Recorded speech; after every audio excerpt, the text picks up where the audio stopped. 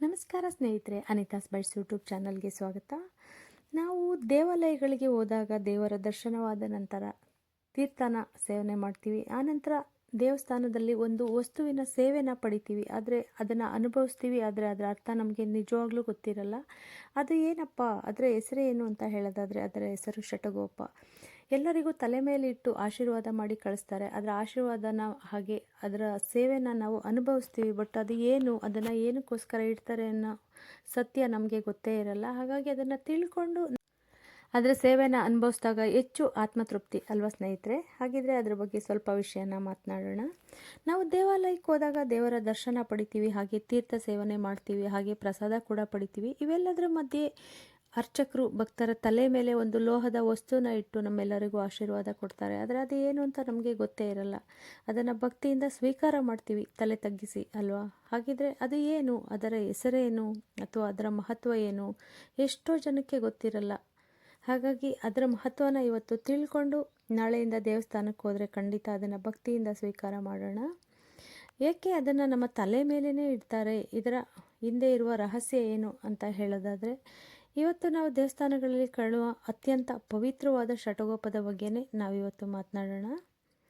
ಷಟಗೋಪ ಎಂದರೆ ದೇವರ ಪಾದಗಳ ಸಂಕೇತ. ವಿಶೇಷವಾಗಿ ವೈಷ್ಣವ ದೇವಾಲಯಗಳಲ್ಲಿ ಬಳಸುವ ಷಟಗೋಪವನ್ನು ಶ್ರೀಮನ್ನಾರಾಯಣನ ಪಾದದ ಚಿಹ್ನೆ, ಶಂಖಚಕ್ರ, ತಿರುನಾಮ ಇತ್ಯಾದಿ ಗುರುತುಗಳನ್ನು ಕಾಣಬಹುದು ಆ ಷಟಗೋಪದಲ್ಲಿ. ಹಾಗೆ ಅರ್ಚಕರು ಅದನ್ನು ಭಕ್ತಿಯಿಂದ ನಮ್ಮ ತಲೆಯ ಮೇಲೆ ಇಡೋದು ಎಂದರೆ ದೇವರ ಪಾದಗಳನ್ನ, ಅಂದರೆ ಭಕ್ತನ ತಲೆಯ ಮೇಲೆ ಇಟ್ಟಂತೆ ಎಂಬ ಒಂದು ಭಾವನೆ ನಮಗೆ ಮೂಡುತ್ತೆ. ಹಾಗೆ ಅದರ ಸಂಕೇತ ಕೂಡ ಅದೇ ಆಗಿರುತ್ತೆ. ಹಿಂದೂ ಸಂಪ್ರದಾಯಗಳಲ್ಲಿ ದೇವರ ಪಾದುಕೆಗಳಿಗೆ ಅತ್ಯುನ್ನತ ಸ್ಥಾನ ಇದೆ, ಅದು ನಮ್ಮೆಲ್ಲರಿಗೂ ಗೊತ್ತೇ ಇದೆ. ಯಾಕಂದರೆ ಶ್ರೀರಾಮಾಯಣದಲ್ಲಿ ಭರತನು ಶ್ರೀರಾಮನ ಪಾದುಕೆನ ಸಿಂಹಾಸನದ ಮೇಲೆ ಇರಿಸಿ ರಾಜ್ಯಭಾರ ಮಾಡಿದ ಪ್ರಸಂಗನ ನಾವೆಲ್ಲರೂ ನೋಡೇ ಇರ್ತೀವಿ. ಹಾಗಾದರೆ ಅದರ ಅರ್ಥ ಏನಪ್ಪ ಅಂತ ಹೇಳೋದಾದರೆ, ದೇವರ ಪಾದಗಳೇ ದೇವರ ಸ್ವರೂಪ ಅಲ್ವಾ ಫ್ರೆಂಡ್ಸ್.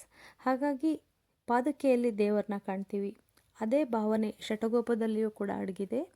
ಇದನ್ನು ಷಟಗೋಪ ಎಂಬ ಹೆಸರಿನ ಅರ್ಥವೇನು ಅಂತ ಹೇಳೋದಾದರೆ, ಒಂದು ಸಂಪ್ರದಾಯದ ಪ್ರಕಾರ ಷಟ ಎಂದರೆ ಅನೇಕ ದುಷ್ಟ ಪ್ರಭಾವಗಳು ಅಥವಾ ಮನಸ್ಸಿನ ಅಶಾಂತಿಗಳು ಅಂತ ಅರ್ಥ. ಹಾಗೆ ಗೋಪ ಅಂದರೆ ಅವುಗಳನ್ನು ನಿಯಂತ್ರಿಸುವುದು ಅಂತ ಅರ್ಥ. ಹಾಗಾಗಿ ಷಟಗೋಪ ಅನ್ನೋವಂಥ ಹೆಸರಿಂದ ಕರೀತಾರೆ.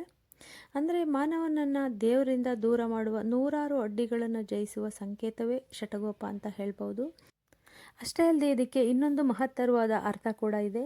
ಷಟಗೋಪನ ತಲೆ ಮೇಲೆ ಇಟ್ಕೊಳ್ಳುವಾಗ ಮಾನವನು ತನ್ನೊಳಗಿನ 6 ಶತ್ರುಗಳನ್ನು ದೂರವಿಡುವ ಸಂಕಲ್ಪ ಮಾಡಬೇಕು ಅಂತ ಕೂಡ ಹೇಳ್ತಾರೆ. ಹಾಗಿದ್ರೆ ಅವನೊಳಗಿನ 6 ಶತ್ರುಗಳು ಯಾರು ಅಂತ ಹೇಳೋದಾದರೆ, ಕಾಮ, ಕ್ರೋಧ, ಲೋಭ, ಮೋಹ, ಮದ, ಮಾತ್ಸರ್ಯ, ಈ 6 ಶತ್ರುಗಳನ್ನ ದೂರ ಇಡುವಂಥದ್ದು. ಈ 6 ಶತ್ರುಗಳಿಗೆ ನಾವು ಅರಿಷಡ್ವರ್ಗಗಳು ಅಂತ ಕೂಡ ಕರಿತೀವಿ.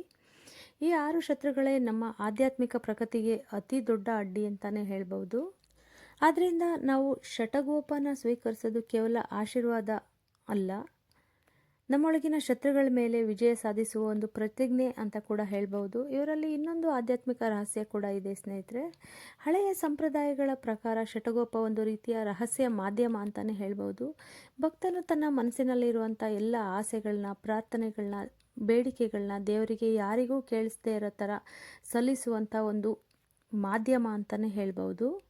ಅದಕ್ಕಾಗಿಯೇ ಕೆಲವು ಕಡೆಗಳಲ್ಲಿ ಷಟಗೋಪ ಸ್ವೀಕರಿಸುವಾಗ ಮನಸ್ಸಿನಲ್ಲಿ ಪ್ರಾರ್ಥನೆ ಮಾಡಿಕೊಳ್ತಾರೆ. ಆ ಪ್ರಾರ್ಥನೆ ದೇವರಿಗೆ ನೇರವಾಗಿ ತಲುಪುತ್ತೆ ಅನ್ನುವ ನಂಬಿಕೆ ಕೂಡ ಇದೆ.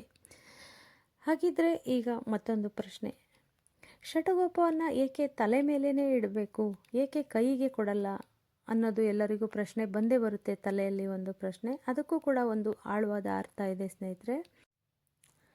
ಅದರ ಆಳವಾದ ಅರ್ಥ ಏನು ಅಂತ ಹೇಳೋದಾದರೆ, ನಿಜವಾಗ್ಲೂ ಮಾನವನ ತಲೆಯೇ ಅಹಂಕಾರದ ಸಂಕೇತ. ನಮ್ಮ ತಲೆಯಲ್ಲಿ ಯಾವಾಗಲೂ ಒಂದು ವಿಷಯ ಅಡಿಗೆ ಇರುತ್ತೆ. ನಾನು, ನನ್ನದು, ನನ್ನ ಸಾಧನೆ, ನನ್ನ ಥರ ಯಾರೂ ಇಲ್ಲ, ಹೀಗೆ ನನ್ನತ್ವ ಅನ್ನೋದು ನಮ್ಮಲ್ಲಿ ಹೇರಳವಾಗಿ ತುಂಬ್ಕೊಂಡು ಬಿಟ್ಟಿರುತ್ತೆ. ಹಾಗಾಗಿ ಈ ನಾನತ್ವದ ಭಾವನೆಗಳ ಕೇಂದ್ರವೇ ಅಹಂಕಾರ ಅಲ್ವಾ. ಹಾಗಾಗಿ ದೇವರ ಪಾದಗಳ ತಲೆಯ ಮೇಲೆ ಸ್ವೀಕರಿಸುವ ಮೂಲಕ ಭಕ್ತ ತನ್ನ ಅಹಂಕಾರನ ನಿನ್ನ ಪಾದಗಳಿಗೆ ಸಮರ್ಪಿಸ್ತಿದ್ದೀನಿ ಅಂತ ಹೇಳುವ ಒಂದು ಪವಿತ್ರವಾದ ಸಂಕೇತ ಅಂತ ಹೇಳ್ಬೋದು.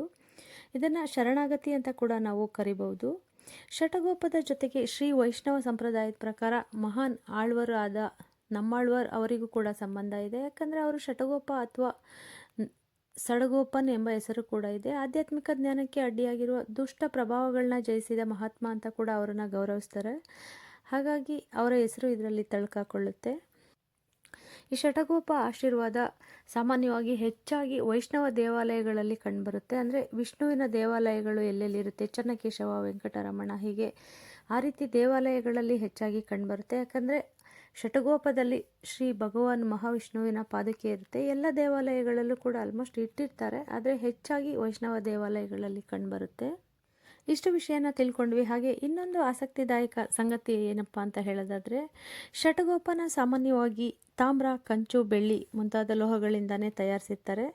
ಇದರ ವೈಜ್ಞಾನಿಕ ಕಾರಣ ಏನಪ್ಪ ಅಂತ ಹೇಳೋದಾದರೆ, ಲೋಹದಿಂದ ಮಾಡಿದ ಷಟಗೋಪನ ತಲೆ ಮೇಲೆ ಇಟ್ಟಾಗ ದೇಹದಲ್ಲಿರುವಂಥ ಅನಗತ್ಯ ವಿದ್ಯುತ್ ಶಕ್ತಿ ಹೊರಹೋಗುತ್ತೆ ಎಂದು ನಂಬಿಕೆ ಇದೆ. ಹಾಗಾಗಿ ವೈಜ್ಞಾನಿಕ ಕಾರಣ ಕೂಡ ಇದೆ. ಇದರಿಂದ ಆತಂಕ, ಒತ್ತಡ, ಕೋಪ ಇತ್ಯಾದಿ ಕ್ರೋಧಗಳನ್ನ ನಾವು ಕಡಿಮೆ ಮಾಡಿಕೊಂಡು ಶಾಂತ ರೀತಿಯಲ್ಲಿ ಜೀವಿಸಲಿಕ್ಕೆ ಸಾಧ್ಯ ಆಗುತ್ತೆ. ಈ ಕಾರಣಗಳಿಂದ ಕೂಡ ಷಟಗೋಪಕ್ಕೆ ವಿಶೇಷವಾದಂಥ ಒಂದು ಸ್ಥಾನ ಇದೆ. ಇಷ್ಟೊಂದು ಮಹತ್ವದ ವಿಷಯಗಳನ್ನ ತಿಳ್ಕೊಂಡಿದ್ದೀವಿ.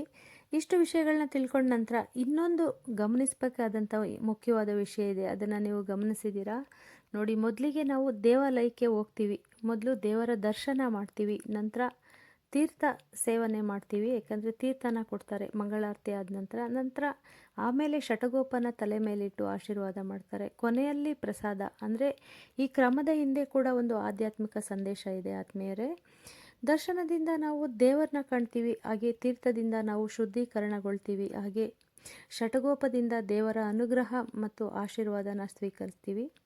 ಪ್ರಸಾದದಿಂದ ದೇವರ ಕೃಪೆಯನ್ನು ಕೂಡ ಪಡ್ಕೊಳ್ತೀವಿ. ಎಷ್ಟು ಕ್ರಮಬದ್ಧವಾಗಿ ನಾವು ದೇವರ ಆಶೀರ್ವಾದನ ಪಡ್ಕೊಳ್ತೀವಿ ಅಲ್ವಾ ಸ್ನೇಹಿತರೆ. ಇಷ್ಟೊಂದು ಮಾಹಿತಿನ ಕಲೆಕ್ಟ್ ಮಾಡ್ಕೊಂಡಿದ್ದೀವಿ, ಹಾಗೆ ತಿಳ್ಕೊಂಡಿದ್ದೀವಿ. ಇನ್ನೊಂದು ಮಾಹಿತಿನ ಹೇಳೋದಾದರೆ, ಒಂದು ಸುಂದರವಾದ ಒಂದು ಹೋಲಿಕೆನೇ ನೀಡಿದ್ದಾರೆ ನಮ್ಮ ಪೂರ್ವಜರು. ಅಂದರೆ ಶ್ರೀರಾಮನಿಗೆ ಕಿರೀಟ ಧರಿಸುವಂತೆ ಭಕ್ತನಿಗೆ ಷಟಗೋಪವನ್ನು ತಲೆ ಮೇಲೆ ಇಡಲಾಗುತ್ತೆ. ಅದರ ಅರ್ಥ ಏನಪ್ಪ ಅಂತ ಹೇಳೋದಾದರೆ, ದೇವರ ಕೃಪೆಗೆ ಪಾತ್ರನಾದ ಭಕ್ತನು ದೈವಿಕ ರಕ್ಷಣೆ ಅಡಿಯಲ್ಲಿ ಪ್ರವೇಶಿಸುತ್ತಾನೆ ಎಂಬುದು ಹಿರಿಯರ, ಅಂದರೆ ನಮ್ಮ ಪೂರ್ವಜರ ನಂಬಿಕೆ. ಅಂದರೆ ಇದು ಕೇವಲ ಒಂದು ಲೋಹದ ವಸ್ತುವಲ್ಲ, ಇದು ದೇವರ ಪಾದಗಳ ಸಂಕೇತ, ಇದು ನಮ್ಮ ಶರಣಾಗತಿಯ ಸಂಕೇತ, ಹಾಗೆ ಆಶೀರ್ವಾದದ ಸಂಕೇತ, ಜೊತೆಗೆ ನಮ್ಮ ಅಹಂಕಾರದ ತ್ಯಾಗದ ಸಂಕೇತ.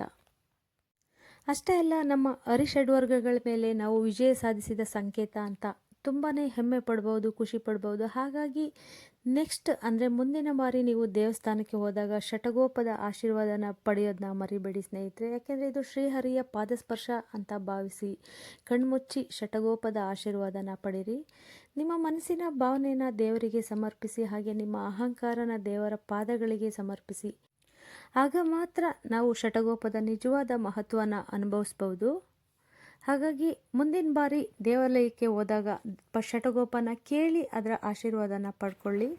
ಈ ಮಾಹಿತಿ ನಿಮ್ಮೆಲ್ಲರಿಗೂ ಇಷ್ಟ ಆಗಿದೆ ಅಂತ ಭಾವಿಸ್ತೀನಿ. ಇಷ್ಟ ಆಗಿದ್ರೆ ನನಗೊಂದು ಲೈಕ್ ಕೊಟ್ಟು ಚಾನಲ್ನ ಸಬ್ಸ್ಕ್ರೈಬ್ ಮಾಡಿಕೊಂಡು ವೀಡಿಯೋಸ್ನ ನೋಡಿ. ಹಾಗೆ ಇದೇ ರೀತಿ ನಾನು ಹೆಚ್ಚು ವೀಡಿಯೋಸ್ನ ಅಪ್ಲೋಡ್ ಮಾಡಬೇಕು ಅಂದರೆ ಯಾವ ರೀತಿಯ ವೀಡಿಯೋಸ್ನ ಅಪ್ಲೋಡ್ ಮಾಡಬೇಕು ಅಂತ ಕಾಮೆಂಟ್ ಸೆಕ್ಷನಲ್ಲಿ ತಿಳಿಸಿ ಆತ್ಮೀಯರೇ. ಧನ್ಯವಾದಗಳನ್ನ ತಿಳಿಸ್ತಾ ನಾನು ನನ್ನ ವಿಡಿಯೋನ ಮುಗಿಸ್ತಾ ಇದ್ದೀನಿ. ಧನ್ಯವಾದಗಳು.